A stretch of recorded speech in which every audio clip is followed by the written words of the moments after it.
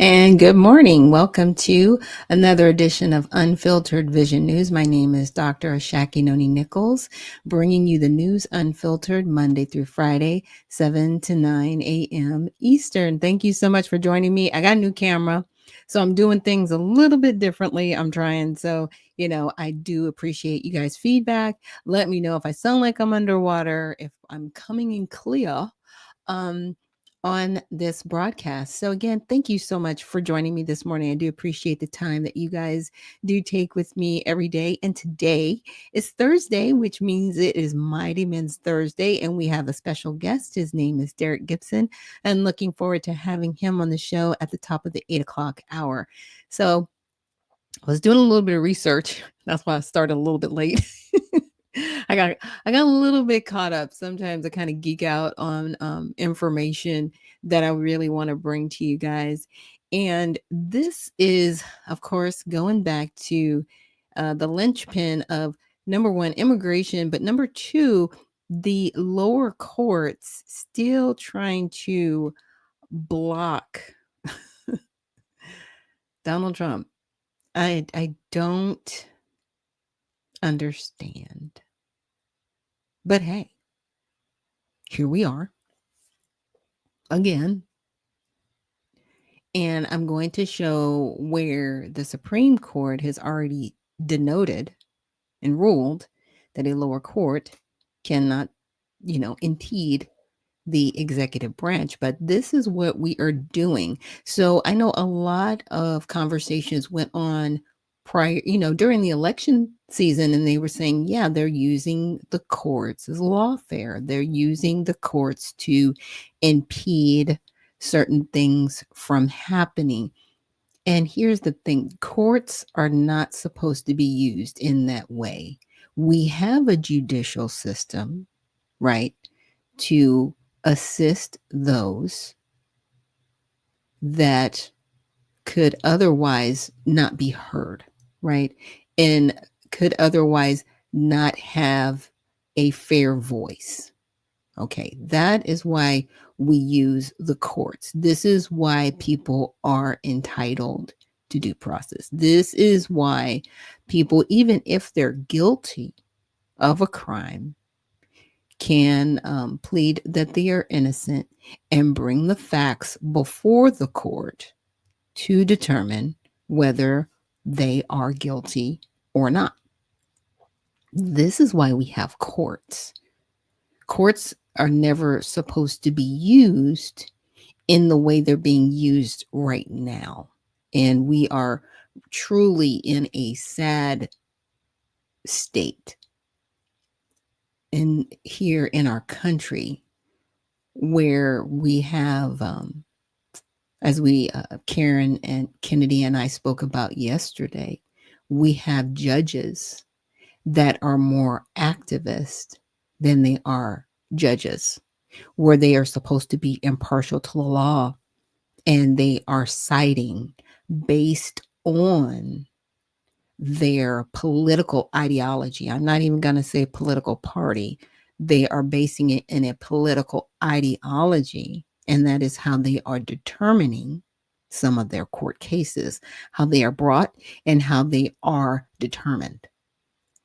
And so, of course, we're going to check out all sides. There is actually a story coming up that I want to share with you guys, because I found this one very fascinating, and just wanted to show you how, as much as we say we don't want to interfere with the executive branch and the judicial branch interfering with the executive branch. Now, mind you, it's not the Supreme Court bringing these cases. It's lower courts trying to impede the executive branch. And I really need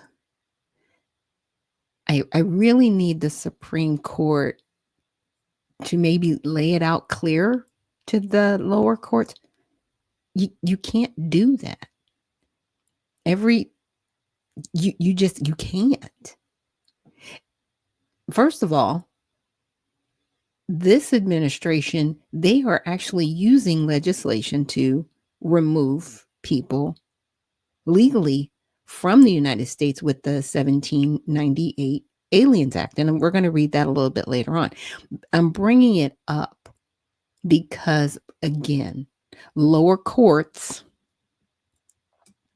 are trying to impede the executive branch. And so, as you see here, it says U.S. court blocks Trump's Liberation Day tariffs. What are they doing? So, in summary, a federal court blocked President Trump's Liberation Day tariffs, ruling that he may not use emergency laws to unilaterally impose tariffs. Huh?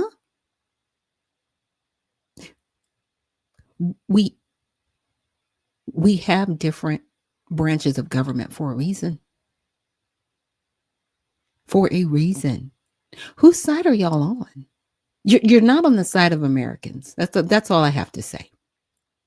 You are truly not on the side of America. And you don't care. You don't care if we live in squalor. You do not care if we have rampant criminal activity and behavior. You don't care about America doing this. Because even with all of the lawsuits that were brought from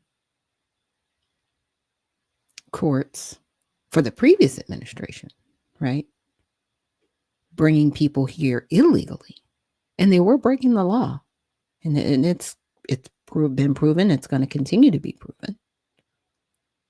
They couldn't stop them.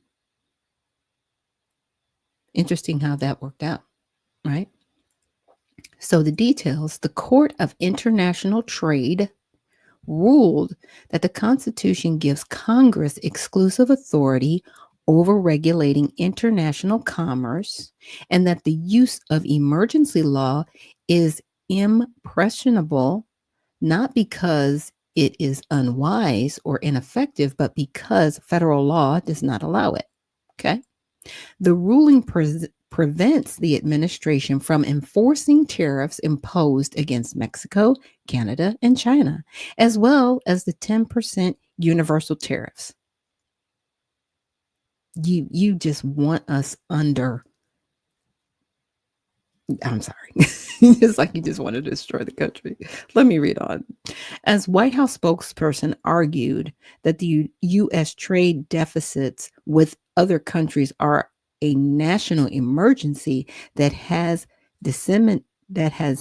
decimated American communities, left our workers behind, and weakened our defense industrial base, he continued to say it is not for unelected judges to decide how to properly address a national emergency. Because here's the deal. If Donald Trump didn't address it, we'd be like, why isn't he talking about this? Why isn't he addressing this? The minute he addresses it, it's like, why is he addressing this? Why is he doing that? You're not on the side of America if you were trying to stop us having fair trade. That's all I got to say. So for context, if upheld, this ruling will require the Trump administration to pursue investigations under other trade laws to impose tariffs, which is a slower process than the sweeping Liberation Day declaration. So this is how the media covered it.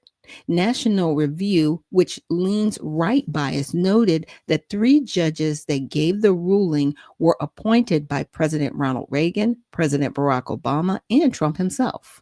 Reuters, which is center, reported that the financial markets cheered the ruling, writing that the tariff severely disrupted global trade flows and roiled financial markets. CNN, that leans left, also reported that stock futures surged on the ruling, noting an increase in the Dow, S&P 500, and NASDAQ futures. Now, everybody could say, well, isn't that great? Yeah, because the people that weren't making money started making money again. They're at the 1%. They're not you. Okay? They're not you whose job is at risk, right? They're not you. So you want to go back to unfair trade? You want to go back to where everybody else gets to have a tariff-free situation in our country, taking our money, basically. But when we send our products over there, we have to pay higher tariffs, and then they won't buy our product. Yeah, that's what's happening. But the people that weren't making money, they're happy about it because now they are making money, and they do not care about your life. They do not care if this country goes up in the abyss. They don't care.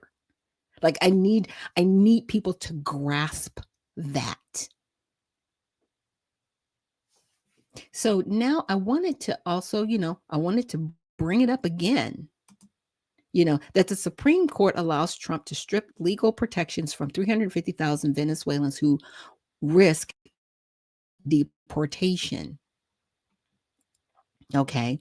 The court's order, with only one noted dissent, puts a holding on a ruling from a federal judge in San Francisco that kept in place temporary protected status for Venezuelans who would have otherwise expired last month. The justices provided no rationale, which is common in emergency appeals. The status allows people already in the United States to live and work legally because their native countries are deemed unsafe for return due to natural disaster or civil strife. The High Court's order appears to be the single largest action in modern American history, stripping any group of non-citizens of immigration status. And Alian, I'm not even going to mess with that last name, one of the attorneys for the Venezuelan immigrants. This decision will enforce families to be in an impossible position, either choosing to survive and choosing stability, said Cecilia Gonzalez Herrera, who sued to try to stop the Trump administration from revoking legal protections from her and others like her. Okay, so the court put a hold on a ruling from a federal judge, right? Basically, it's stating, you can't tell the executive branch what to do. The reason why President Trump went ahead with the 1798 Aliens Enemies Act is he had to. He brought up legislation that we already have on the books because there are people here illegally that are harming our country. But these lower courts keep wanting to bring things forward. So I wanted to just read, because we're going to get into some more things. I mean, I kind of woke up this morning, as you say, I woke up on one this morning. We're going to get into a few more areas of, the Constitution that members of Congress are claiming, broad sweeping. If you are on this soil, you get due process. It's like, no, you don't. If you are not under the jurisdiction of the United States, you are not a citizen of this country. You do not get our laws. This is why we have embassies on our soil from other countries. So the individuals from those other countries, if they need to seek refuge or contact their country of origin, they can. We're really nice and we extend broad, sweeping freedoms for people who come here on our soil. And that's why we're in the mess we're in. People need to respect our country, and they have no respect for our country. And unfortunately, I hate to say it like this, they shouldn't, because the people that are in our Congress aren't holding people accountable with the legislation that we have. We have judges that are activists that do not care about our Constitution. They don't. And they don't care about the people of this country. Because if they did, they would actually uphold the law. Facts. So I just wanted to read the preamble to the Constitution. It says, "We, the people of the United States." Who are we, the people? Oh, yeah, that's right. The legal citizens that live here. It does not say anything about aliens. It does not say anything about people visiting. It says, "We, the people of the United States," period. In order to form a more perfect union, establish justice, ensure domestic tranquility, provide for the common defense, promote the general welfare, and ensure the blessings of liberty to ourselves and our posterity, do ordain and establish this Constitution for the United States of America. I saw nothing about adding aliens in there. Nothing. Okay? It's we the people. If you are coming here from any other country, you are not a citizen of this country. You do not get the benefits of our Constitution. You're visiting, and you need to act right. You need, as some like to say, you need to get some act right about you. Okay? You really need to be respectful when you are on the soil of this country. And this is what we're not holding people accountable to. Our Congress is like, hey, if you're here, you have rights just like everybody else. No, you don't. Not according to this preamble, because it says we the people of the United States. Let's always be clear on that. All right. That's what this is about. Now we're going to take a quick break. And when we come back, I'm going to just show some examples. And I just want everybody to know that I'm not pointing this person out specifically, and I'm not attacking this person. Okay. Because I know sometimes it's like, why are you attacking this person? I'm not attacking them. But I need to set this up to make the point. So again, we'll be right back after this break. And thank you so much again for joining me here this morning on Unfiltered Vision News.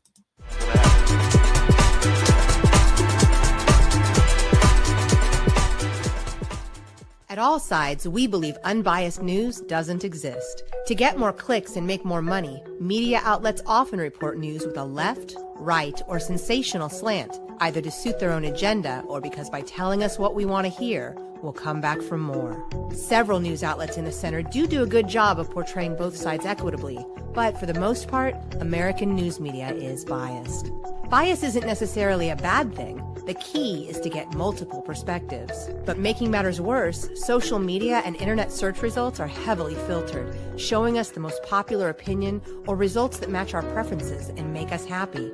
That means we're all living in filter bubbles, where we're only exposed to viewpoints we already agree with, making us less informed and less tolerant of different people and ideas. At All Sides, we give bias ratings for hundreds of media outlets. By freeing people from filter bubbles and providing different perspectives, we can all be better equipped to understand the world and each other. So how do we do it? All Sides has created a patented, fair, transparent process to rate the media bias of hundreds of news outlets and writers. We assess each media source and rate them as far left, center, lean right, or far right, allowing you to quickly identify different perspectives. All Sides is constantly evolving our media bias engine. The more you participate, the better our ratings will be, and the better our news coverage will be. Go to allsides.com to get involved.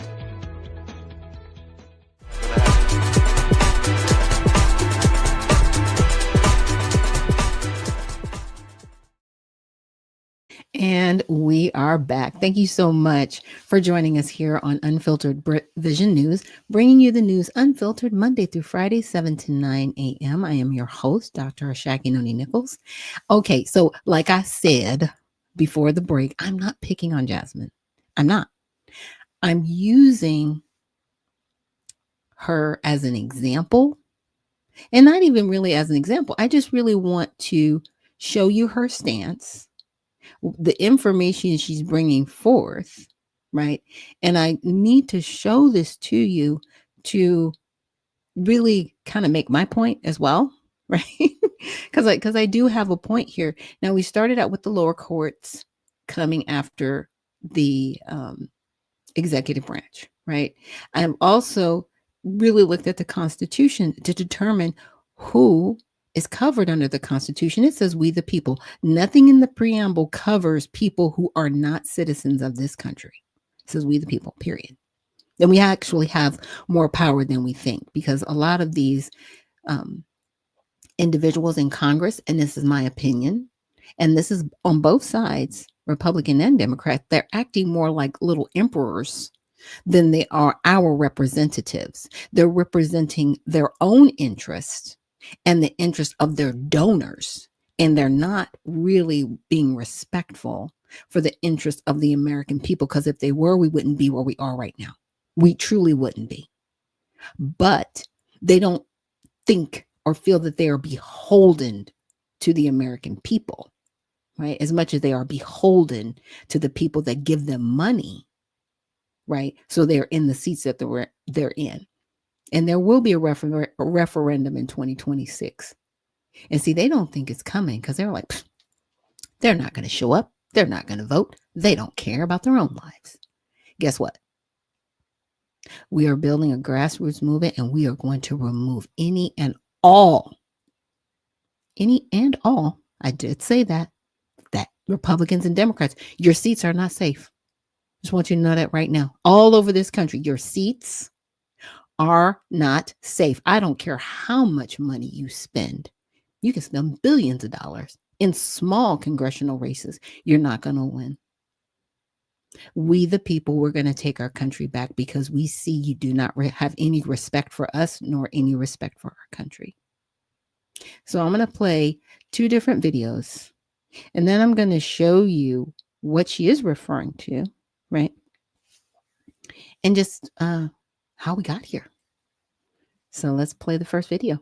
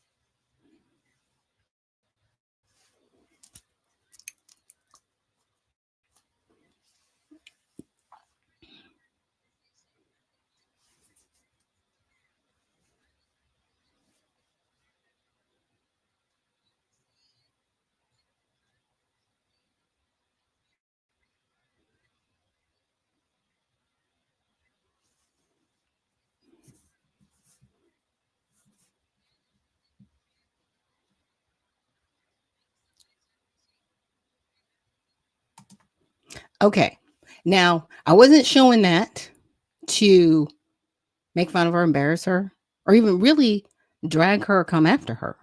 I wanted her to make her point, right? But she injected her feelings, right? She was honest. She said she didn't like the Supreme Court because it was Trump's Supreme Court. Would she have liked it if it was Biden's Supreme Court? I'm just saying, if they came with the same ruling and it was Biden's Supreme Court, would she be upset about it? I'm just saying. Now, this ruling, and it was a dissenting opinion. Let's just be honest. You know, their rulings are their opinions too, and you got to read through all 9 and know if it's, majority or not majority, right? Or if it's split. We got 9. So if they're split and somebody recused themselves and it's a tie kind of thing. But when I heard her reading it, I was like, okay. So that is the Supreme Court's interpretation of the Fifth Amendment, right? But what I wanted to do is I wanted to actually look at the Fifth Amendment and what it has to say in our Constitution. So let me bring this up. This is the Fifth Amendment. I hope you guys can see it because I always know things get a little bit tiny. Let me bring it on in for those that are joining me visually. So the Fifth Amendment says no person. Now, when we talk about no person, who are we inferring to? Now, I just read you the preamble in our previous segment. It says we the people. It did not include any persons of non-origin to the United States that are not under our jurisdiction. Okay, it says we the people. Because, see, our Constitution doesn't govern the world, it only governs the United States. It only governs the citizens that live here. Let's just be clear. We can't do both things at the same time. It's either going to be one or the other, or we do not have a country. We do not have borders. We do not have laws. Okay. So if we are saying we the people, no person refers to we the people. It doesn't refer to anybody else. Just because you step foot on this soil does not guarantee you any rights to our Constitution that you're not subject to under the jurisdiction thereof. Got that language from the 14th Amendment, by the way. So who is she talking about? Who is the Supreme Court talking about? You're just going to broad brush and sweep and say, okay, everybody's got due process here. No, they don't. Because even when we get caught up and entangled overseas, and United States citizens have, they've had to either have the president get them out or embassies get them out. They aren't given due process. They are thrown straight into prison. And some people in certain cases have lost their lives overseas. What are we talking about? Really? Like I said, I'm not trying to drag her. I'm not even trying to drag the Supreme Court. I'm just saying you got it wrong. You cannot give due process to people who are not subject to the jurisdiction of our land. Not everybody that comes here has the benefit of being a U.S. citizen under our Constitution. That's why people fight to get here. But see, the people that fight here to get here the right way, they're doing that because they want to be subject to the Constitution. They're trying to escape from where they were, but they're doing it the right way because they want to be a citizen under our laws legally. They're not trying to cut the line. They're not trying to just rush in here and demand something that's not warranted to them. It has to be done the right way. Otherwise, why do we have a naturalization process in our Constitution? Oh, I'll wait for that one. Oh, there's no response? Yeah, that part, as Miss Crockett likes to say. So let me just read the Fifth Amendment to you. No person shall be held to answer for a capital or otherwise infamous crime unless on a presumption or indictment of a grand jury, except in cases arising in the land or naval forces or in the militia when in actual service in time of war or public danger. Nor shall any person be subject for the same offense to be twice put in jeopardy of life or limb, nor shall be compelled in any criminal case to be a witness against himself. I'll stop there. That's why some people, they say, I plead the fifth, right? They're not going to testify against themselves to incriminate themselves. Nor be deprived of life, liberty, or property without due process of law. This part right here, that's what they pulled out. Because you heard what the response was from the Supreme Court in the case of AARP and Trump, right? They used that part and a little bit more, which I'll read on. But how is somebody who is not subject to our jurisdiction getting this benefit? Because this is a benefit of being a citizen. If we're just going to say everybody has it, then what's the benefit of being a citizen? I'm just saying. What is the benefit of we the people if you're just going to broad brush it and give it to everyone? This is where we are at in this country. Everybody's not subject to this jurisdiction. They are not. Especially if you came here illegally. It is a slap in the face to those who have come through the proper port of entry, who have filed to be here legally. And a lot of people are saying, well, ICE is coming after them too. ICE is not coming after them too. ICE actually does proper investigations. They do.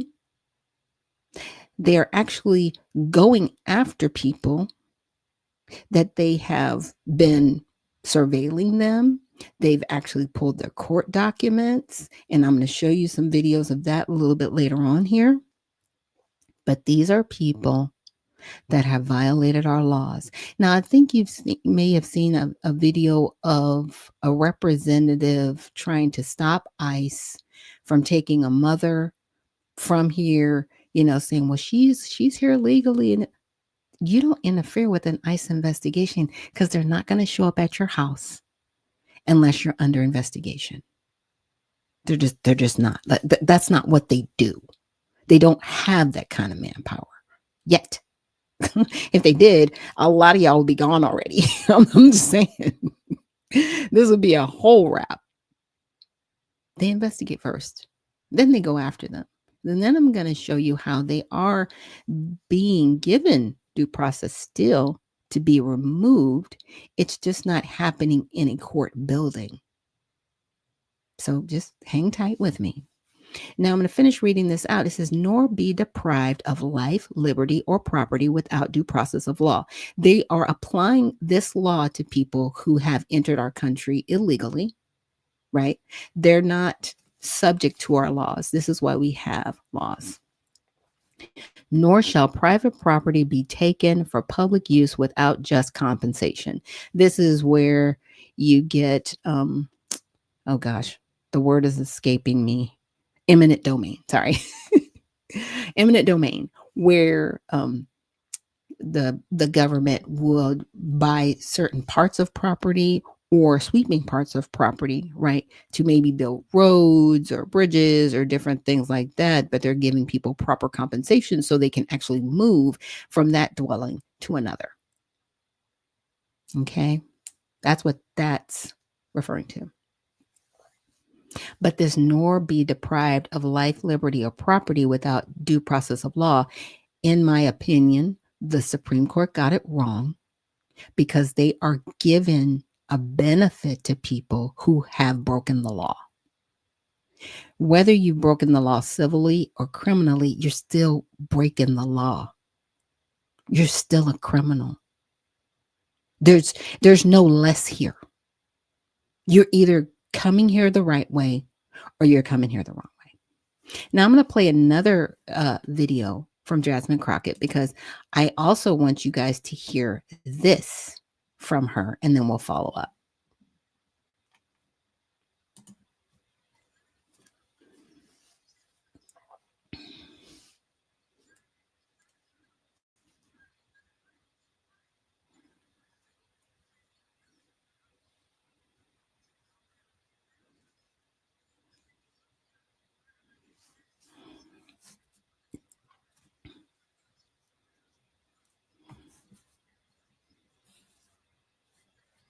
Okay. So as you heard, she said it's not a criminal violation, that it's civil. So let's look at the code. So this is 8 U.S. Code 1325, improper entry by alien. So these are people who are not under the jurisdiction of our laws, right? So in the first section, it says improper time or place, avoidance of examination or inspection, misrepresentation and concealment of facts, Any alien who enters or attempts to enter the United States at any time or place other than as designated by immigration officers or excludes examination or inspection by immigration officers or attempts to enter or obtains entry to the United States by willfully false or misleading representation or the willful concealment of material fact shall for the first commission of any such offense be fined under Title 18 or imprisoned not more than 6 months or both. For a subsequent commission of any such offense or be fined under Title 18 or imprisoned not more than 2 years or both. So this is where she's talking about it being civil and not a criminal offense. So they're basically, if somebody comes over here, they're given a slap on the wrist or they're imprisoned. Okay. Well, if it's not a criminal offense, which it could be one or both, right? Because that's what the law says. It's not that it's not criminal. I'm just saying it's still you're still violating the law. There's nothing less about it. It's almost like saying, well, this sin is this and that sin is that. So I guess the heavier sin is no, it's all sin. Little or great. It's all wrong. It's all wrong. Why would you want anybody in your country that doesn't care about the laws? Okay. The only people that are given preferential treatment are refugees and asylum seekers. And what they found out over the past, 3 years is that people that were claiming asylum or refugee status, they couldn't, and they lied about it. So this is where a lot of these people are getting swapped up. Is that our problem? We still have immigration laws and naturalization laws in our Constitution that allow for proper entry into our country. But you don't want to take that route. You want to come in back door and then demand be covered by our Constitution. Absolutely not. That's where I put my foot down. Okay. But this is what she's saying. So I'm not saying she's wrong, right? Because it is a civil offense. It's still a crime. It's still a crime. If somebody is fining you, you still committed a crime. You can't get out of that. You cannot get out of that. Now, in proper time or place, civil penalties, right? And this is where she was coming with the civil part of it. Any alien who is apprehended entering or attempting to enter the United States at a time or place other as designated by immigration officers shall be subject to a civil penalty of at least $50 and not more than $250 for each such entry or attempted entry, or twice the amount specified under paragraph 1 in the case of an alien who has previously subject to a civil penalty under this subsection. Civil penalties under this subsection are in addition to and not in lieu of any criminal or other civil penalties that may be imposed. So it's this part that any criminal or other civil penalties.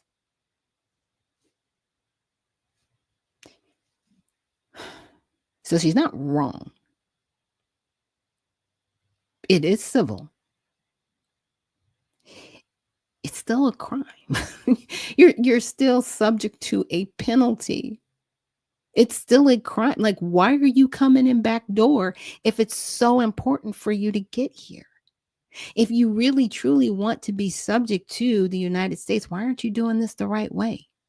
If you can come up with thousands of dollars to give to some cartel member to get you over here, why aren't you coming here the right way? It's that part that we really have to ask ourselves. And do we want people over here that don't want to come into our country the right way? That's a bigger question, right? Marriage fraud. Any individual who knowingly enters into a marriage for the purpose of evading any provision of the immigration laws shall be imprisoned for not more than 5 years or fined more than $250,000 or both. So, this is another way. Immigration related entrepreneurship fraud. Any individual who knowingly establishes a commercial enterprise for the purpose of evading any provision of the immigration laws shall be imprisoned for not more than 5 years, fined in accordance with Title 18 or both. So, yeah, it's a civil penalty, but it's still a crime. Again, you don't get out of this. It's not like there's like a civil penalty, dispatcher at the border saying, hey, you committed a civil, crime crossing our border, pay up your $50 or $250. You got to go back. Sorry. No, you committed a crime. But what that does for certain individuals, it gives them time to get a court date, right? To get into our process. And some of these people don't show up to their court dates. Now you need to multiply that by hundreds of thousands of people. And all of these people have to have due process. I think we should do them just like we do amnesty. We get 100,000 people. We got a whole bunch of stadiums around here. Come to the stadium. And I will gladly say, no, you cannot stay in this country. Because according to what you did, you are not subject to our laws. You broke our laws and you need to go home. Hey, court case settled. Didn't say how we had to do it. Just say we had to do it, right? If that's how you want due process, fine. I'll give you due process in a swath. Okay? Because you shouldn't be here if you're coming here illegally. People are exhausted. I'm not picking on Jasmine. Just want you to know that. Not picking on her. I'm just pointing out, yes, she is correct. It is civil penalty, but there are also criminal activities as well. So she told part of it, not all of it. That's why I want to show you guys on this program and show you in writing. This is what people are talking about. So I got a comment. Who commented? I can't hear it. Oh, what do you mean you can't hear it? Oh no. Am I good? Is this thing on? 7:29 and he can't hear it. Let me I'm just going to check my microphone really quick here, guys. All right, I'm on my Yeti microphone. I'm not sure why you can't hear it. I'm going to reduce my background noise. Okay. All right. Automatically adjust my microphone. I was out for a moment. Okay. So, Mal, please let me know if you can or cannot hear me. I got it on my comments right now. Yeah, I do have to check in with people because I know one time I was on here and I think my microphone switched to my camera microphone and it sounded like I was underwater. So if anybody out there can't hear me, please send me a comment here on X or YouTube. I definitely would appreciate it. Hearing did, let's see, hearing did go out twice. Oh, you know what? What may have happened is I am trying a new camera setting in 1080p or 4K. So there might be a delay on it and it might get choppy. So I may have to go down to 1080p from 4K so it doesn't skip like that, if that makes sense. So that's probably what happened. Yeah, the refresh rate. Thanks, guys, in the comments. My mighty men on Thursday looking out for me. I appreciate it so much. But again, Um, I'm not picking on Jasmine. I'm just using her example because these are the examples that she gave. Now, I am entitled to disagree, and I completely disagree because, we want people to come here to our country, but we want them to come here legally, respecting the laws. I grew up with a lot of people who were escaping Vietnam when I was growing up, and different other countries where they were really refugees when I was growing up. But I also experienced people coming here illegally, and it was very unfortunate because their lives were a lot different because they were constantly hiding in the shadows, as opposed to being able to live freely in our country. Why would you want to come here as a criminal and then try to live your life as a law abiding citizen? The desperation cannot outweigh the outcome. I'm just saying, you have to do this the right way so that people can't hold deportation over you.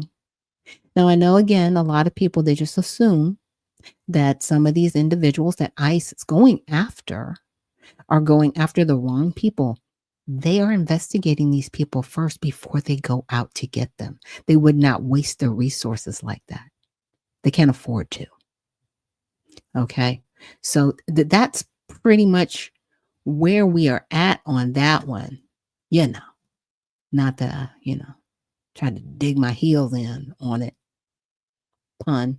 Um, but I also wanted to look at another individual that you may have seen on YouTube. His name is Cash Jordan, and I love this video that he did. We're going to do it in a few parts.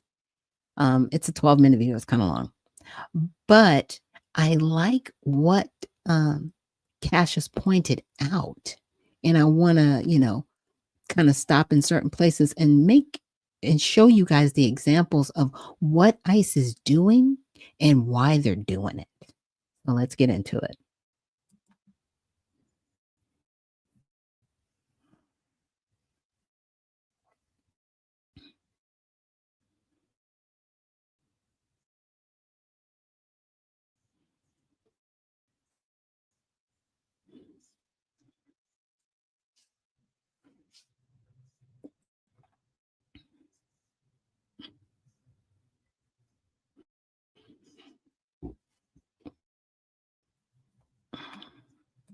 Now, I just wanted to stop here for a second.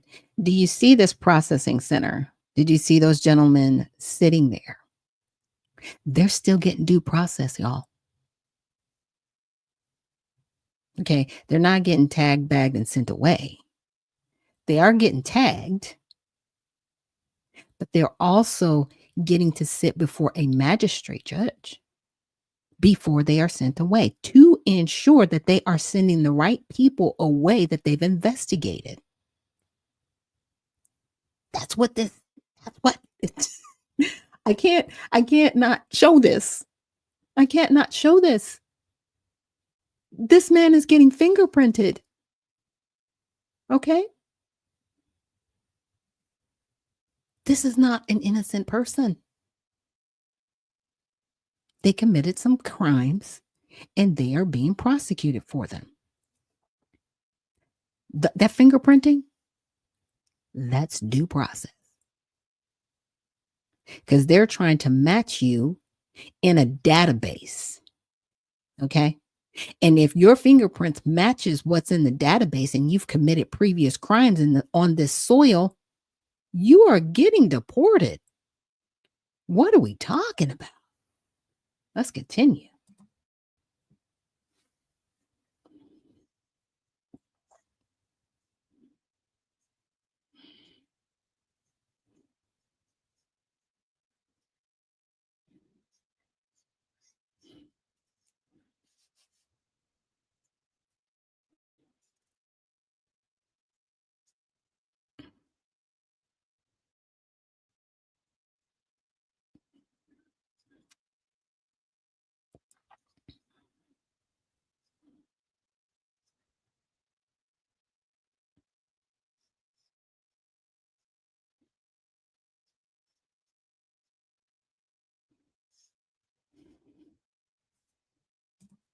Okay. Second point I want to make, because a lot of people assume that it's just um, the Latin community, so the Armenian community as well.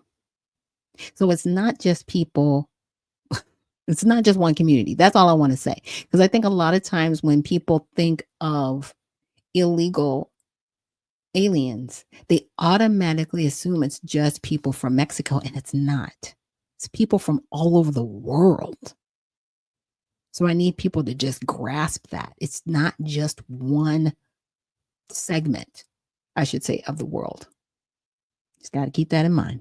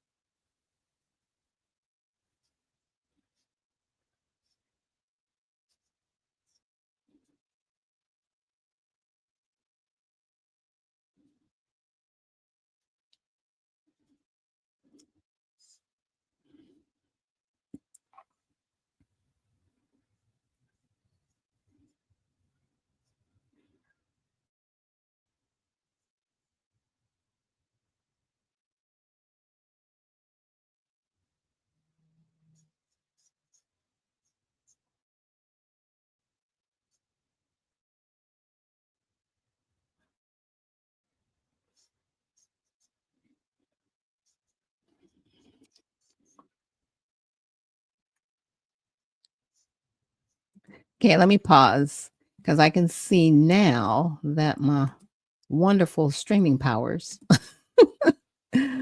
are not working right. All right, let me try it again. Sorry. I just saw that it started buffering. So let me try that again, guys.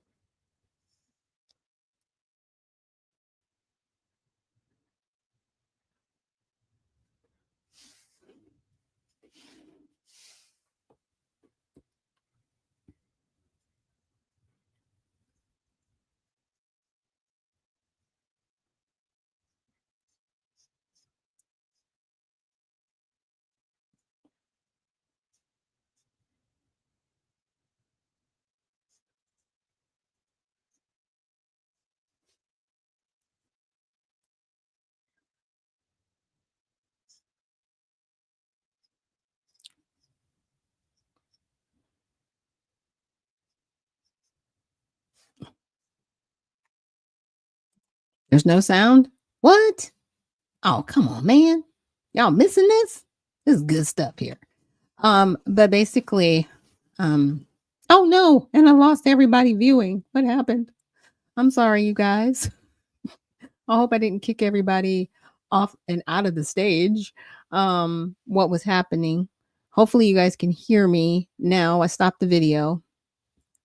I'm trying here, as they say. But in essence, the video that I'm showing here from Cash Jordan is really outlining um, the criminal activity that's going on behind the scenes, because these gang members, they came here and they actually, you know, are using fraudulent court documents. You know, is our Supreme Court considering this? Are the members of Congress considering all of the criminal activities? Hear you, but not the video. Oh no, because I stopped the video. That's why. That's why you can't hear the video. Yeah, I stopped the video because there are certain things I can and cannot do. Let me take that video off the screen and go back here to the news. But I just wanted to play a little bit of what Cash was talking about, because we don't think about the people that are committing crime on top of crime on top of crime. Now, to have our representative in Congress, when the video was playing, you couldn't hear it. Gotcha. Okay. All right. Well, we'll have to do a slight do-over, y'all. If I'm able to maybe download the video and then replay it, I will try to do that in real time. I don't know if I'll be able to. We'll see. But again, sorry about that. Not trying to interfere with my own program.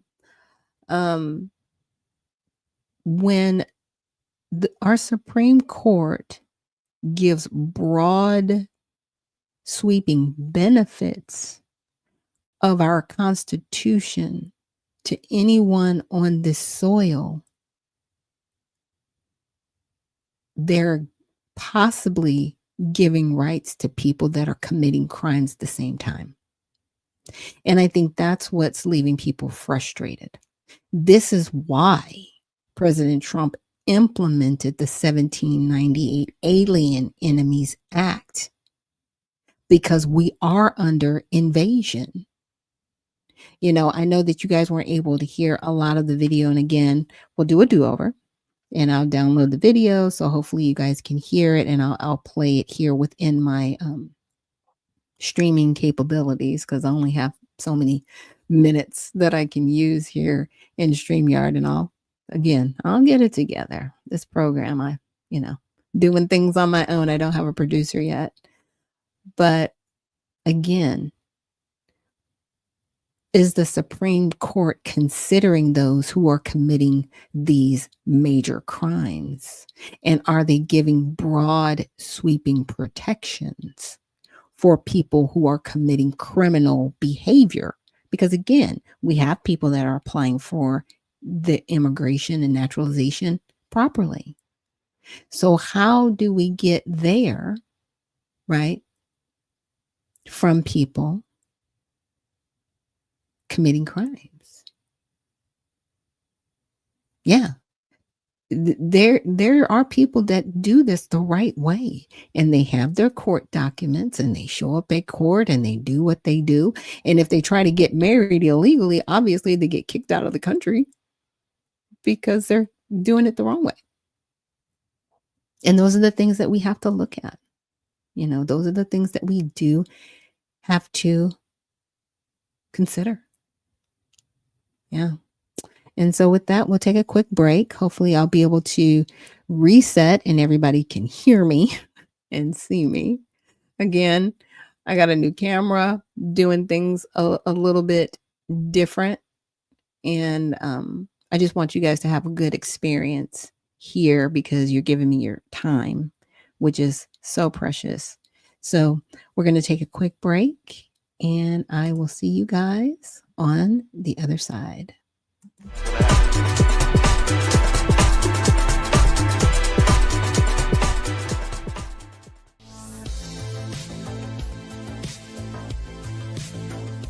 We've unified our end-to-end encrypted services to make them easier to use together, because privacy should be the default for everyone. With the new Proton ecosystem, you can add events to Proton Calendar automatically when you accept an invitation.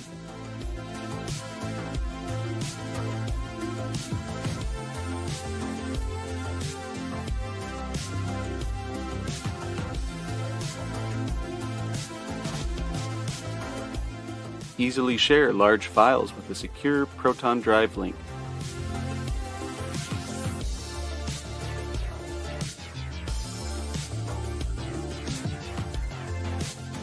Send secure Proton Drive links privately with Proton Mail.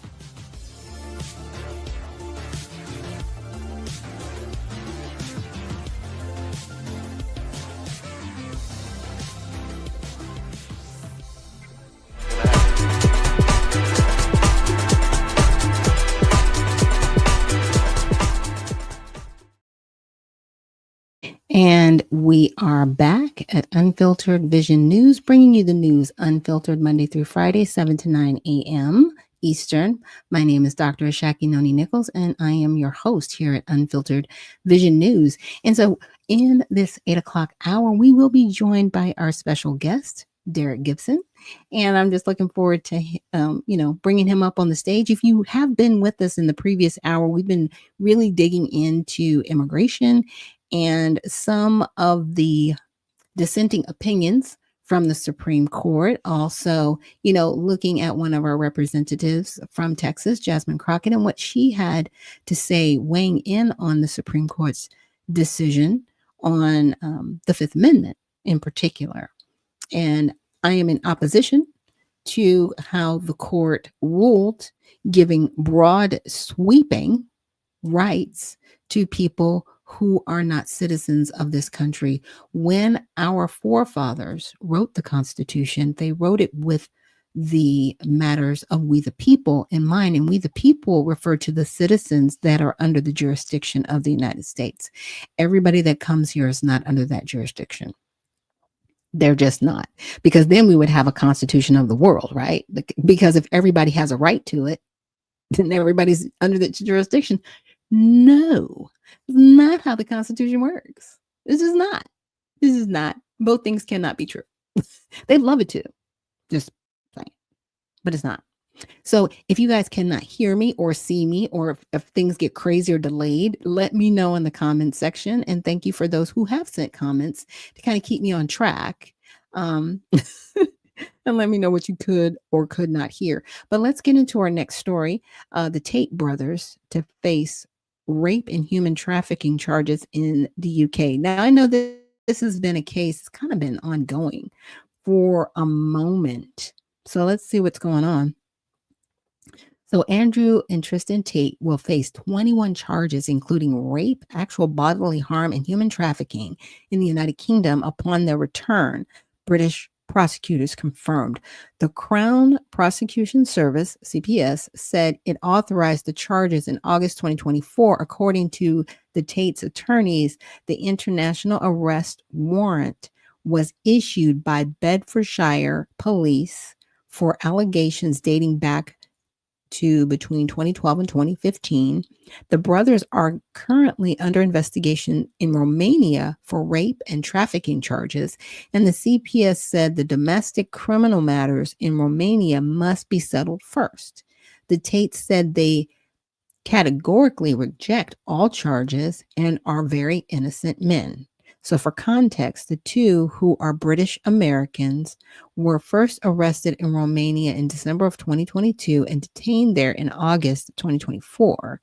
In February 2025, they traveled to the U.S. via private jet, but returned to Romania in March 2025, telling reporters, "Innocent men don't run from anything."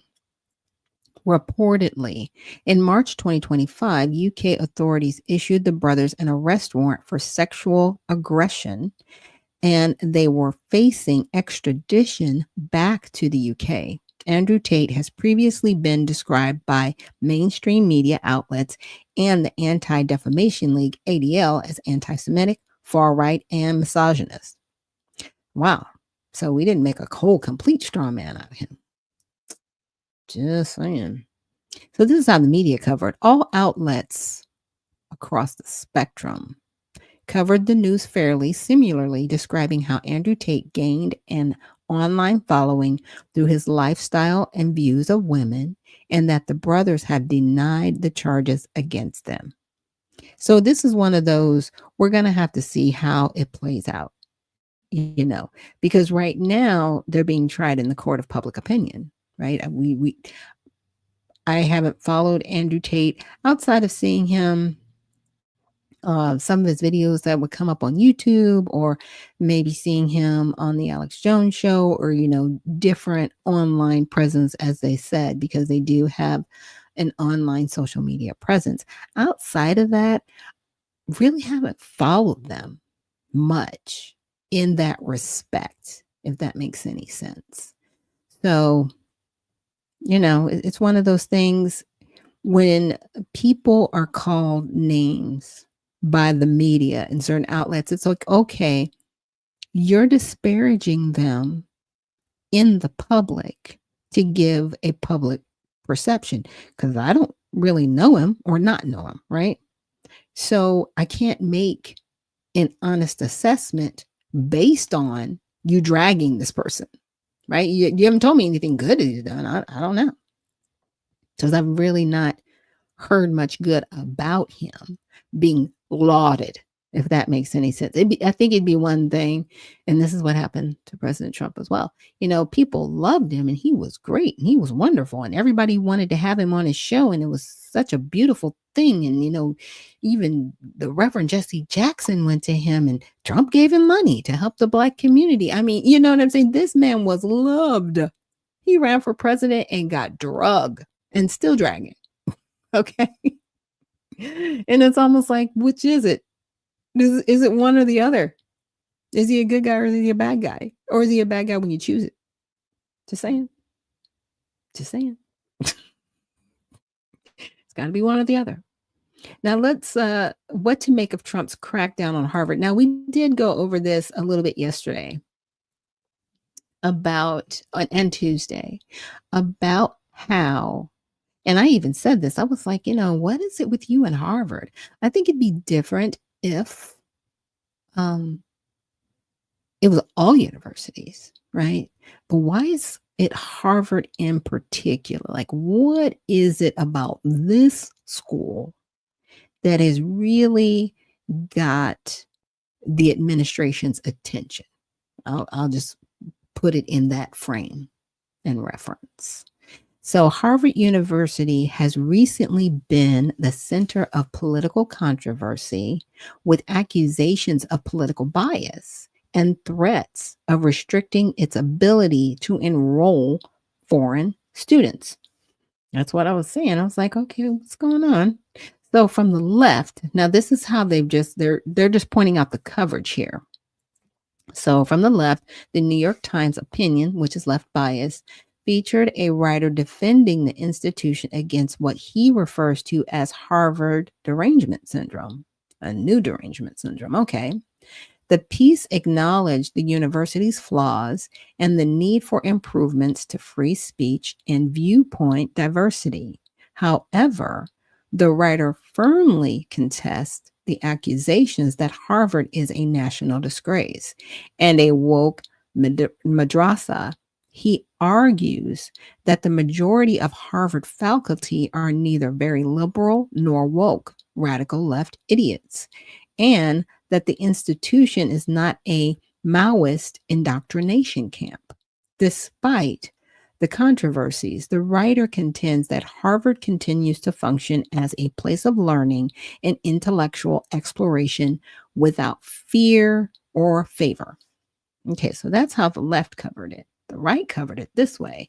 Daniel McCarthy on the right, in an opinion piece for the New York Post, interesting, takes a critical stance towards Harvard and its policies. McCarthy views the U.S. government's move to restrict Harvard's ability to enroll foreign students as a necessary remedy to counter the institution's failure to uphold academic freedom and its adoption of woke ideologies. He dismisses the notion of an academic brain drain as a dangerous myth and argues that America's competitiveness is not solely dependent on foreign talent, but also on the cultivation of nurturing of domestic talent. Okay. Now, from the center, the Trump administration's decision to freeze Harvard's funding was seen as an overreach and a violation of the First Amendment. According to an opinion writer from The Hill, which is center, the author emphasized that while Harvard's history of undermining free speech is concerning, the administration's unlawful response further complicates the issue. The writer argued that the reforms needed in higher education should come from the institutions themselves, highlighting the importance of free speech, open debate, and academic freedom. And I think this is, I don't want to say it's a both sidesy issue, but it's almost like picking and choosing, right? And I think that's what it's coming down to. Sorry, y'all. Got to check on my guest. Make sure I haven't gotten any messages. Nope, no messages there. Let me check my X account. Make sure everybody has what they need to join the program. Let's see, I don't see any. I don't see any messages. Oh, well, let's see. Yes, he's got the link. Okay.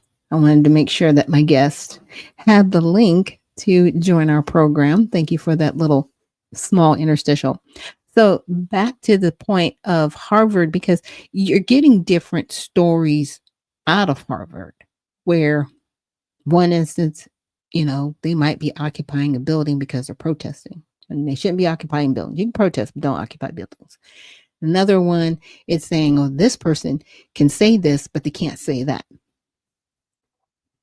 And you're also getting people from institutions, and I will say like Harvard, allegedly, that come out that hate the United States. And I think part of that is when you kind of learn about the history of the United States, you can come out with like this, oh man, we did this, we did that. Oh my goodness.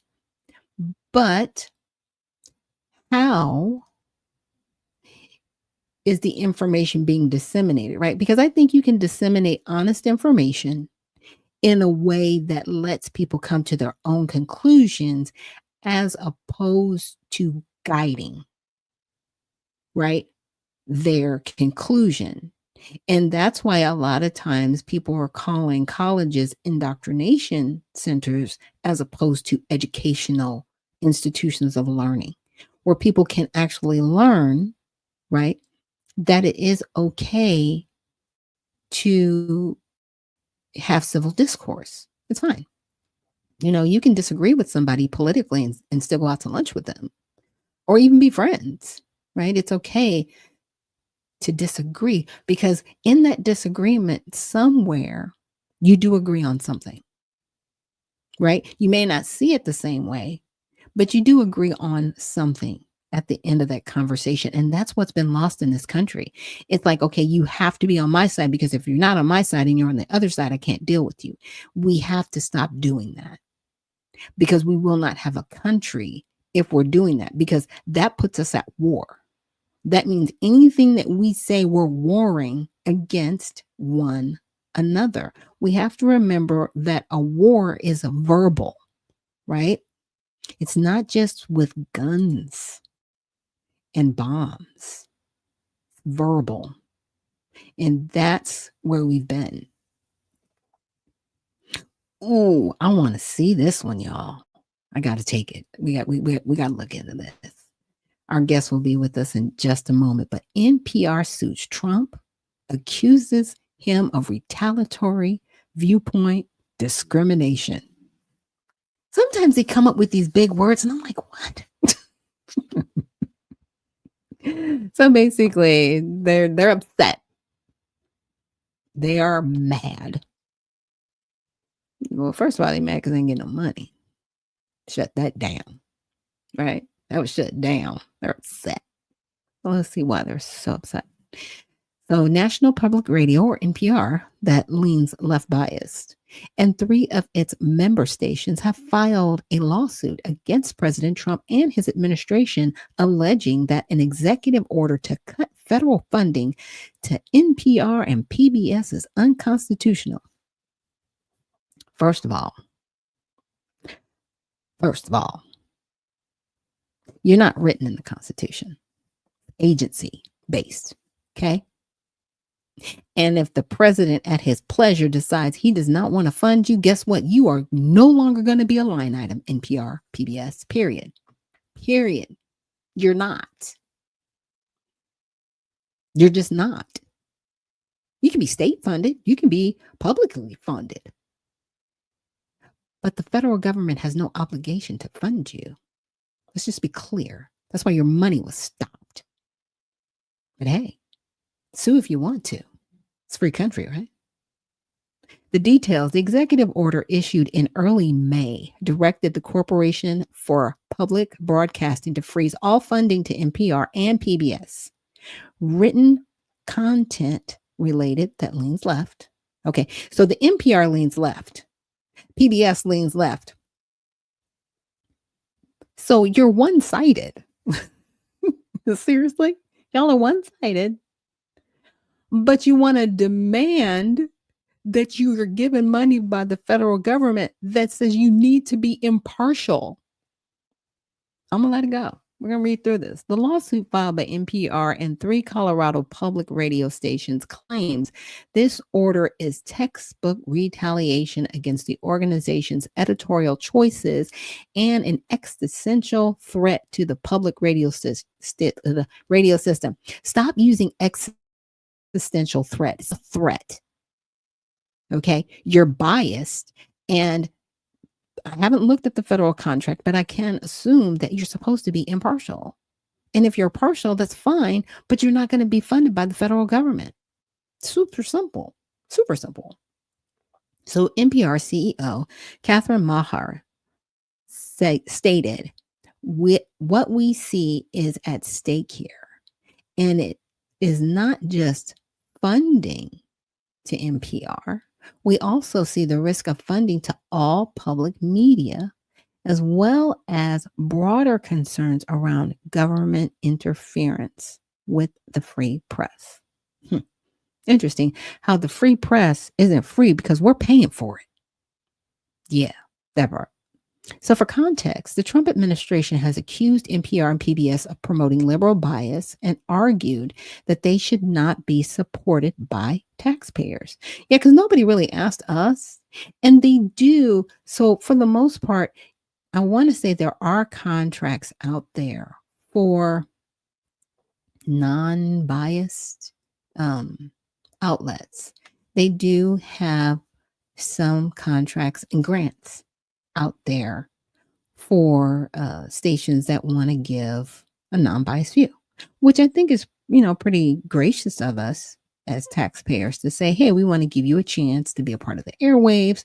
So people that may not have cable or access to any of these things, they might be in a very rural community, they can get information, from their rabbit ears, from UHF as opposed to VHF, right? I get it. I'm glad that we're gracious. But here's the thing, you're supposed to be nonpartisan. You're supposed to tell it from both sides. And if that's not happening, then you might be in violation of that contract. Again, I would have to look at the contract that they're referring to, but I'm just alleging that that's probably what's happening. So the Trump administration, again, has accused NPR and PBS of promoting liberal bias and argued that they should not be supported by taxpayers. Keynote, the lawsuit said this is retaliatory, viewpoint-based discrimination in violation of the First Amendment. NPR will never agree to this infringement of our constitutional rights or the constitutional rights of our member stations, and NPR will not compromise our commitment to an independent, free press and journalistic integrity. And you know what? I'm all for that, NPR. I am all for that, PBS, but I don't want to pay for it. Okay? Now, if you want to be member-based, that's fine. That means people can send their money into you directly, right? Period. But you're not going to tap into federal money to support that. That's all I'm saying. You are true and correct. You have every right to do whatever you want to on your dime and your time, but you're not going to do it on my dime. That's all I'm saying. So this is how the media covered it. The Associated Press, which leans left, noted that the Corporation for Public Broadcasting was set up with the intent of insulating NPR and PBS from political interference and added context about Trump's legal disputes with other news organizations. Outlets on the right were more likely to emphasize accusations of NPR's bias, labeling NPR far left, left wing, or left leaning. Again, I don't care. I really don't care what you want to do on your dime in your time, but you're not going to do it on mine. That's all I'm saying. That is truly all I'm saying. And so I see that our special guest has joined us. So thank you, everyone, for joining us here today on Mighty Men Thursday.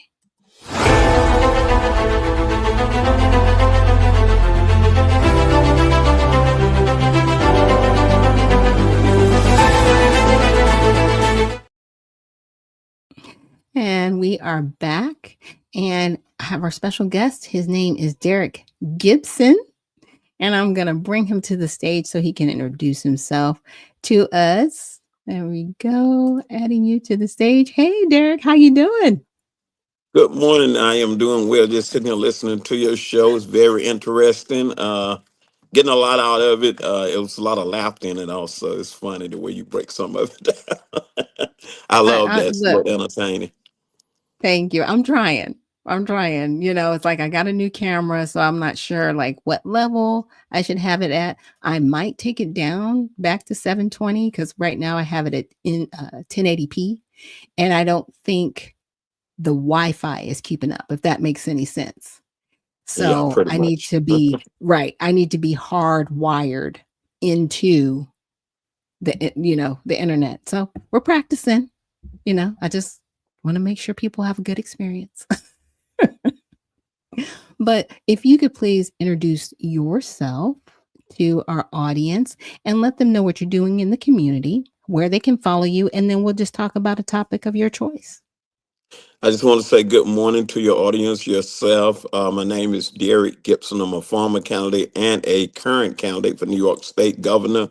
Just I'm an activist out here fighting, a businessman, and I'm a staunch Republican. Have been. I was raised as a conservative, and I pretty much just hang there because it makes sense to me the things that is said and things that is being done. I am very strong, man. It said strong men Thursday. I'm very Mighty Men strong. Thursday. Yeah, we were speaking on that. Me and the young man for Blacks from Trump on last night. Both of us was kind of speaking on that and laughing about a couple of things that is going on in the nation and how we are fighting back to take our rightful position in leadership roles to save this country. Okay, good, good. And I'm so grateful that you are running for governor of New York. It's really time for a change. It's one of those things where I've seen parties in positions of power, and if it's not working for the people and the people are struggling, then there needs to be a change. Period. That's just how I I see it. agree. I agree, and I never liked the two-party system. I myself, I basically like independent, but it's been ingrained into the system so long, you basically have to run as a Republican, Democrat, or so forth to try to get into office. But it's time out for all that. We just need to get the best candidate, the best person that fit the will of the people themselves. That's going to bring the will of the people forth, and not the will of a particular party. Like I said from the opening, I'm a staunch Republican, but I'm running as an independent because my experience with the New York State GOP was upside down, and I'm not going through that anymore. As you know, I don't know what some of y'all know that we don't have primaries. They got it fixed so we don't have primaries. So we let the GOP leader hand pick candidates, which goes through the county leader. They force them to get behind the candidate that they pick. So it's complete nonsense, and this is why we never get nothing done in our state because of the two-party system, and we lose all the time. Right. And it's interesting because as much as the Republicans kind of, I don't want to say poo-poo on New York State, they never really tried to run there, right? I mean, they've got a Democratic governor, they've got a Democratic mayor of the city of New York. Most of the people that serve on their councils, commissioners, committees are Democrat, but yet Republicans want to complain. I'm like, but why aren't you running anyone? That's the bigger question, right? That is Where is is correct. where's the representation? Right, that's correct, and I complain about that all the time. I'm like, this is why we lose all the time. But both parties is like a gang. You join the gang, and you have to come up through the ranks in order to do whatever. And as you notice, the Republican Party will not put money behind candidates. They let seats unopposed. They don't Mm. get nobody to run against the Democrats. There's like there's just one party to I myself. That's what I think, and that's how I feel. And many others feel the same way also. So this is why we constantly lose as Republicans. We've been over to the Democrat side, the Democrat Party, and just let them have their way. The issue is New York City, where I live. The city, we got millions and millions, so we actually dictate what happens throughout the state of New York. And then we have not only that, we have illegal aliens voting in our elections. There's so much corruption going on, and no one has tackled it. So I'll be the first one to actually tackle this issue with the city itself by removing mayors, by removing attorney generals, prosecutors. The governor had the power to do all that. So I would be the one to come in and just clean the state of New York up completely, and I'll bring New York City back under the purview of the state itself. Okay. And that's good. And those are things that, like I said, it's basic, right? You're really basically looking at the constituents out there that are suffering, and people are suffering, not just in New York, but in other liberal states, right? And as a governor, it's your job to ensure the safety of your people. I'm just saying. I don't want to say you're the last bastion. You're like the second bastion, right? And then the mayor of the city is like the first bastion. Like, okay, you've disseminated the money totally at the ground. Please protect your residents. Please don't allow other people to come into the city and take up resources that you told your residents that they didn't have, right? But you were able to give millions of dollars over here to someone else. That is It correct. happened. Right, that's correct, and I speak on that a lot because, as you saw in House hearings, our mayor there, Eric Adams, admitted we spent over 7 billion on illegal aliens, while our citizens, our veterans, are just suffering, sleeping on the street. So, as governor, all that would be out the door. Our citizens would be uplifted. That is the taxpayers' money, and it should go to our citizens. There's no need for us to have one single citizen suffering and struggling unless they choose to do so themselves. We have got to make it so they have help out there. Everything come first. No illegal aliens. We are paying for our demise by funding housing, health care, schooling. It's just so much we are doing for illegal aliens, and we're giving our citizens the middle finger. And we can no longer tolerate that. It shouldn't have been tolerated in the beginning. We have the illegal aliens committing crime, and our police officers not allowed to put that in the doubt that they're illegal aliens. So it's insanity. And something else, if I become governor, the mayor of New York City, current mayor, he will be arrested along with many others. As you know, I'm a criminal justice major, former law enforcement, and I study all this.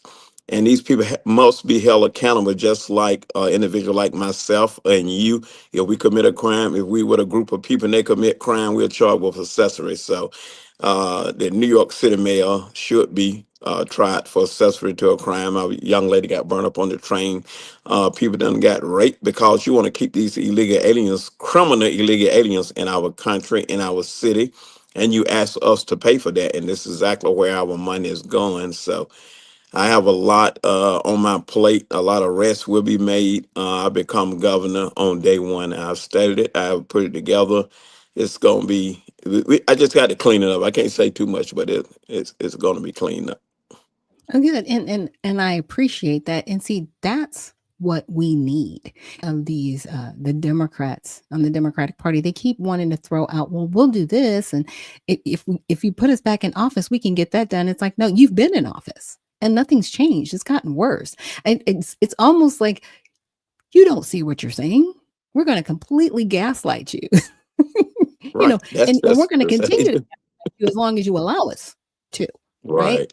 Right. It's horrible. But I know that you were in the chat earlier, and I said I was not trying to drag Jasmine Crockett. I was just trying to use her videos as a point of reference, right, to what she was talking about with the Fifth Amendment that, the Supreme Court actually had a dissenting opinion on. And my argument is, how are we giving broad sweeping benefits of the Constitution to people that are not subject to the jurisdiction of the United States? That's really the question. And I just don't understand why our Supreme Court doesn't get that. You know what I'm saying? I'm a paralegal, I'm not an attorney.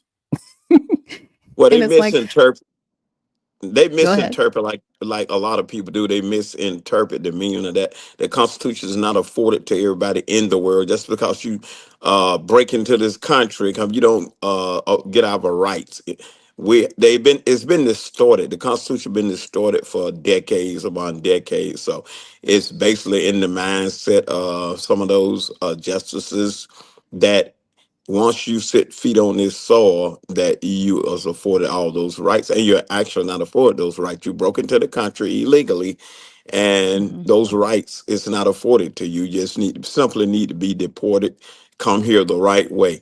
But Jasmine Crockett, I mean, that look, Be nice.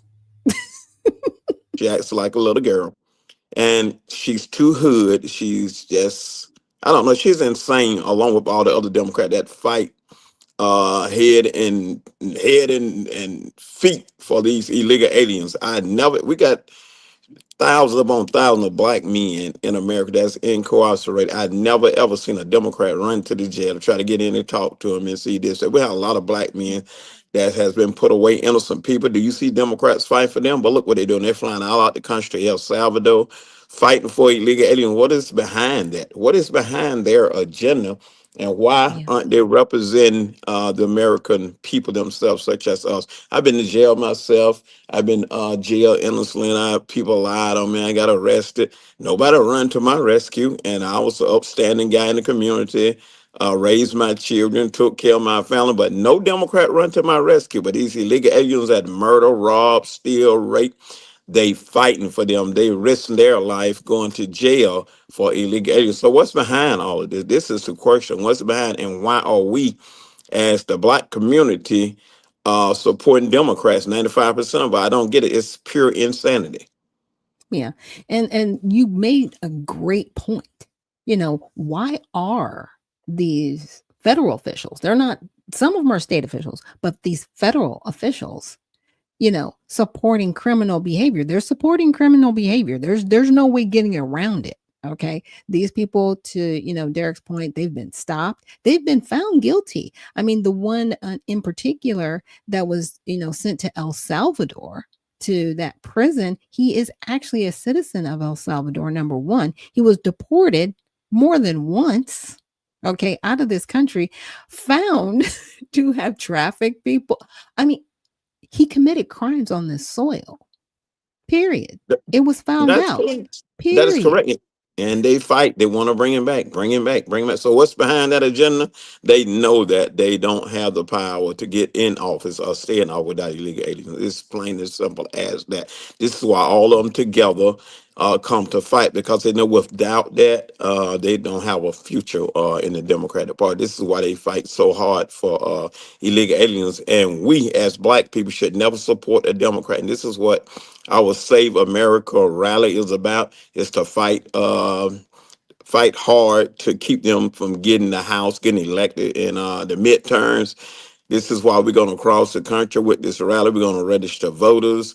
We're going to enlighten them what is actually going on through the Democratic Party and what is going on in the Rhino Republican area of the Republican Party also. So we're going to keep the pressure on both sides.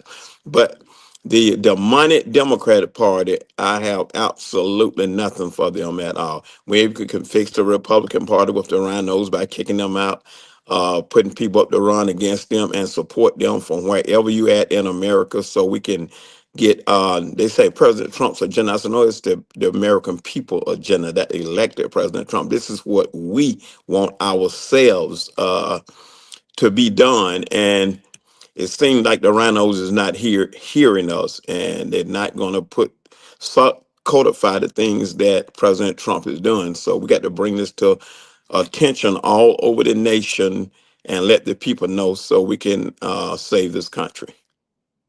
Yes, and just for those out there that may not know that acronym RHINO, it is Republican in name only. I know a lot of people hear it, but they really don't understand what the acronym is. And they're like, "You're just being mean." It's like, no, they're not being It's mean. time, They're being truthful. the doctor. It's time to be mean. It's no time to be nice anymore. No, no, no. And this is what you were talking about, the Save America tour. And it's going to be June 21st here in Atlanta. I'm actually going to be one of the speakers with Derrick Gibson, and we're going to have Judge Joe Brown there. We may also have Roger Stone there, which will be very exciting, and a few other individuals that you may recognize their pictures. So if you guys are in the Atlanta area on June 21st, stay tuned. Please follow Derrick on X for more information. Okay, let me see. Derrick went away for a minute. It might be a connection issue, so we're going to wait for him to come back. But as he was saying, it's very unfortunate. And this is just me. It's unfortunate that the Democratic Party, that they have chosen to really support criminal activity. It's sad. You can't separate it, right? I mean, a lot of people would like to, but you can't really separate your support for criminals when you are flying to El Salvador and having margaritas with someone who wasn't just deported from our country once but twice. Okay. You cannot continue to support people who are out here overtly and wanting to keep criminals in our country. I mean, what's really going on? Right? And let me bring Derrick back up here to the stage. Okay, no problem. I also, I just brought up the flyer and I shared the flyer with everybody about Save America on June 21st. So I'm really hoping everybody can make it out that day and stay tuned for, definite times. But the date is going to be June 21st. And I'm looking forward to speaking at that event. But I wanted to know, was there any other topic that you wanted to bring up before, you leave us this morning on Mighty Men Thursday? Well, it's so much going on in this nation. Excuse me, I do a lot behind the scenes to try to correct what is going on. President Trump's executive orders are being subverted. They're even holding training classes to tell the people how to subvert the executive order. I am referring to the Pentagon itself, so I'm working with that. You will see a huge change coming down in the Pentagon. And this is from generals, colonels, and all that is going to be fired. But not only that, I'm pushing hard for them to be held accountable. Someone has to be charged to send a message to the rest of them that we're not going to tolerate this. The president is the commander in chief, and his orders are to be followed. So I am working very hard in the background in the Pentagon, getting this taken care of. When you say swamp, y'all don't have an idea what the swamp really is. I mean, it is nasty. It is complete nasty and washed up. But we have got to keep the pressure on. It's not enough to say we got President Trump elected because he can't do it by himself. We're going to take every man, woman, all of us to get in the fight and fight. If not, we're going to lose this country. If we lose the midterms, President Trump will get absolutely nothing else done. This is why it is so important for the House Republicans to codify what executive orders and to charge these Democrats that has broken the law, to charge the Republicans that has broken the law, the U.S. Aid. As you see, they're trying to sweep that under the rug. We can't let that happen. Regardless of who was involved, Republicans or Democrat, they need to be charged. Trillions and trillions of dollars gone to people in other countries for nonsense. And as a black man, when I say, well, give us reparations, it's going to bankrupt the country. It's not going to bankrupt. After seeing all the funds going here and there that Elon have exposed, if you gave it to actually the black,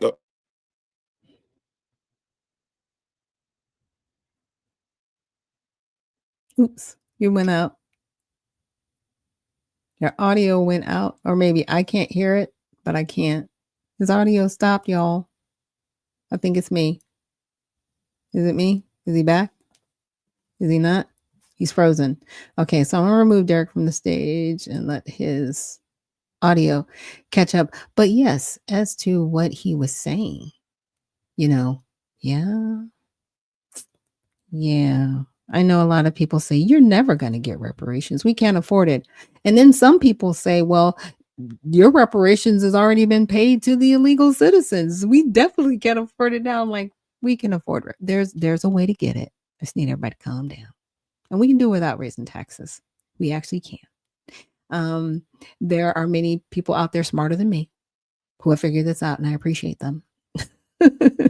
I don't know if Derrick is going to try to join us again. I know that sometimes, we have connective issues. It is what it is.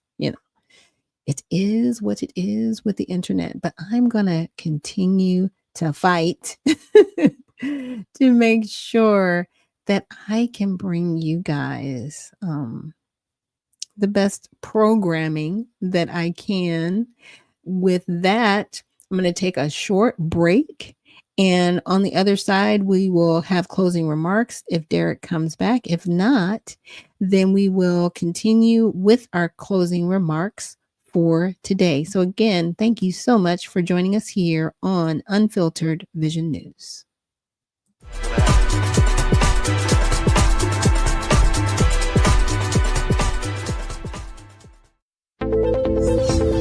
The browsers of today are broken.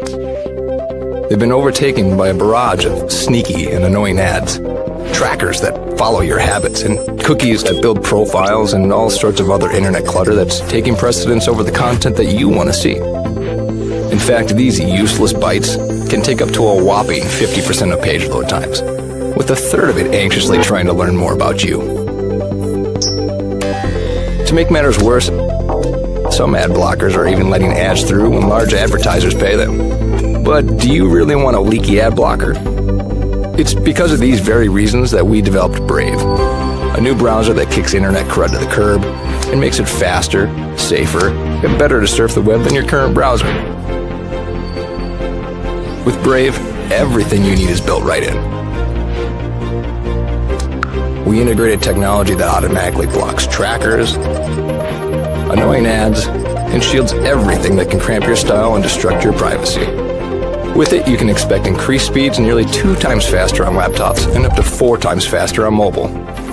And unlike any other browser, Brave allows you to support your favorite publishers with automatic micropayments, so it's a win-win for you and your favorite sites. To top it all off, Brave is open source, because we truly believe it's our web and we need to fix it together. So ask yourself this question: do you want a web browser made for the internet of today? If so, try Brave. It's faster, safer, and ad-free.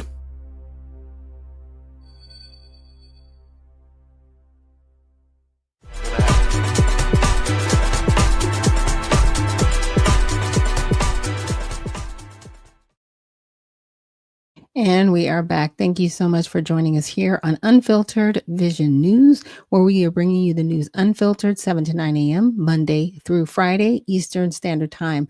So we just had our guest on, the wonderful Derrick Gibson. I'm so glad he got to join us. And if you get a chance, please follow him on X at Gibson4NYSgov, at Black Patriot NFT. That's at Black Patriot NFT. And so you can follow him there just to, contribute to his campaign. He is running for governor of New York.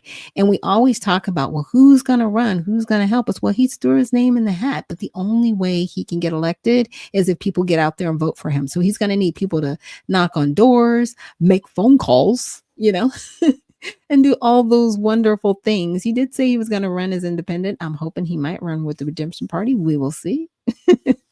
I won't hold him to that, but even if he doesn't, we're going to, as the Redemption Party, we're going to give him support, right? Because all candidates that want to do the right thing, the Redemption Party, I should say, we want to get behind those candidates that want to do better for our country, because it's so important that happens. We've talked a lot today about immigration, the immigration laws, how some of our federal representatives have really supported criminal activity. And as Derrick was stating earlier, why? Why are you supporting criminals? Like, do they have something on you? And people have said that, do they have something on you? Maybe backdoor? Do you owe the cartels anything? Did they contribute to your campaign? Because see, that's why people will cape and support me. Did they contribute money to your campaign? Do we need to further investigate open secrets to find out if our Congress is funded by the cartel? Anybody out there have any resources? Let me know, and we'll expose it on the show. I'm just saying, because there's something wrong with that. When our elected officials that took an oath to uphold the Constitution are clearly violating the Constitution, right? Nobody is above being impeached. I need our Congress members to understand that. And I need the Supreme Court to understand that you are not above removal in this country. You keep acting like you're untouchable. You're not. You're touchable. Because on that Constitution, it says, we, the people, there are more of us than there are of you. Always remember that. We know we have the power. We've just been lulled to sleep. And a lot of us are now awake. Some people refer to that as woke, but I will just say a lot of us are no longer asleep. How's that? We're no longer in that slumber. We are no longer being lulled by your pretty words and, maybe free stuff that you want to throw out every once in a while. Yeah, we'll throw you a bone. We'll throw you, some standard deductions so you can take more money home in your taxes, or we might lower this, or we might do that for the citizens so they stop complaining, so they stop calling us or knocking on our doors. 2020 exposed a lot of people. It exposed a lot of members of Congress to the point where we understand what side you're on. And we understand you're not on the side of the American people. We get it. You're not about us. You are about yourselves and the people that fund you. And before you get upset and say, no, that's not true, even not to pick on her, but Jasmine Crockett said, for the Democratic Party, that the donors have already chosen a Caucasian male. Yeah, they already chose who they're going to get behind. The donors have. So the donors now run the party? Wow. Okay. That's where we're at. At least that's where the Democratic Party is at. I'm not going to broad brush that over everybody, because I think Americans are really tired of that. They're tired of, you're going to vote for this politician and you're going to put this person in office because we think it's the best. Who's the we? Because we, the people, don't think that. You haven't even given us a choice. You've told us what we're going to do. And that's not how this works, by the way. That's why it says we the people. It doesn't say we the Congress, right? We do not have emperors. We do not have people telling us what to do. You have been placed in your position at the behest of the people who've given you authority to be in those positions. But guess what? That authority can be removed from you. And I keep saying it. 2026 needs to be a referendum on the House and the Senate. People need to be removed and reminded that you are at the behest of the people. We do not serve you. You serve us. Period. That is what this is about. Yes, we are at war. And a war is with words. And we are in the fight, and we are going to continue to fight those in Congress that are fighting against us and our best interest. No, the benefits of the Constitution are not just going to be given to anybody who steps on our soil. No, you misrepresented the Fifth Amendment, because nowhere in there does it say that aliens are subject to our Constitution. They're not. That is why some of them come here committing crimes, because they're not subject to our laws. They are subject to the jurisdiction that they're under in their own country, right? And if they break our laws, they need to be immediately deported. But people say they need due process. Why? You broke our laws. You broke our laws coming here the wrong way. Now, again, there is a right way to come into the country. If there were not, we wouldn't have immigration laws, but we do. We have immigration laws. We have a nationalization clause in the Constitution, and you've seen it here on this program. And so that is what we need to hold our congressmen and women respectfully. We need to hold their feet to the fire on it. And there are so many amazing individuals that want to run for office. And we had one of them, well, we had a few of them here on our show.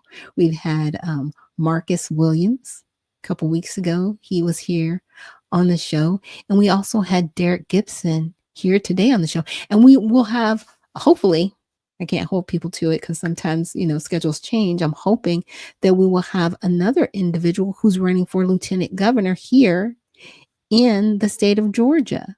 And this person's a Democrat. Now, before you run and get all upset, he prefaces it with, I'm a common sense Democrat. And that's what we need. That's what we need. We need common sense in both parties. And we need to be about serving the people if we're going to be in positions of authority to assist the people. And that's what needs to be remembered by these individuals that get elected into office. So again, I just wanted to thank everybody for hanging in there with me through my bumps and bruises, with my updated camera and technology. I'm trying, y'all. It's going to be good. I think it's going to be even better tomorrow because I got some more ideas of how I can make the experience better for you. So thank you again for joining me here on Unfiltered Vision News, where we're bringing you the news unfiltered Monday through Friday, 7 to 9 a.m. Eastern. My name is Dr. Hashaki Noni Nichols, and thank you again for joining us. And we will see you on the next one. Have a great day.